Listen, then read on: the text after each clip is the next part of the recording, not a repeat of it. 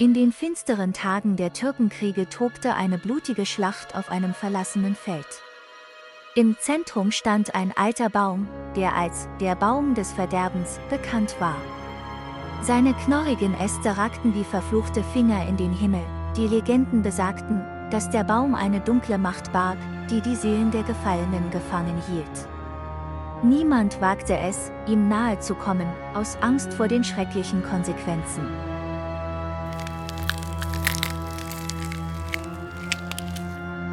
Eines Nachts entschied ein einsamer Soldat namens Wilhelm, den Fluch zu überwinden.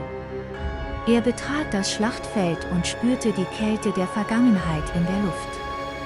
Der Wind flüsterte düstere Geschichten, während der Mond seinen schaurigen Schein auf die Szenerie warf.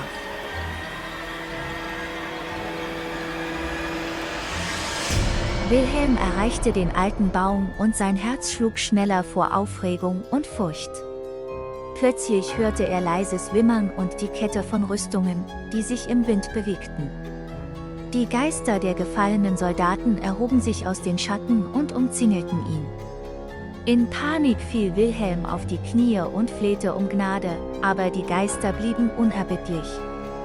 Sie zogen ihn in Richtung des alten Baumes, während ihre blassen Gesichter von blankem Hass erfüllt waren.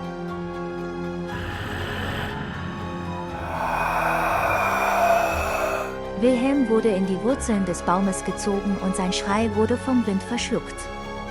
Der Baum verschlang ihn gierig und der Wald verstummte. Seitdem erzählen sich die Menschen im Dorf Geschichten von dem verfluchten Baum und warnen davor, ihn zu betreten. Seine knorrigen Äste recken sich immer noch nach neuen Opfern aus und sein dunkler Einfluss bleibt für immer im Gedächtnis der Menschen verankert.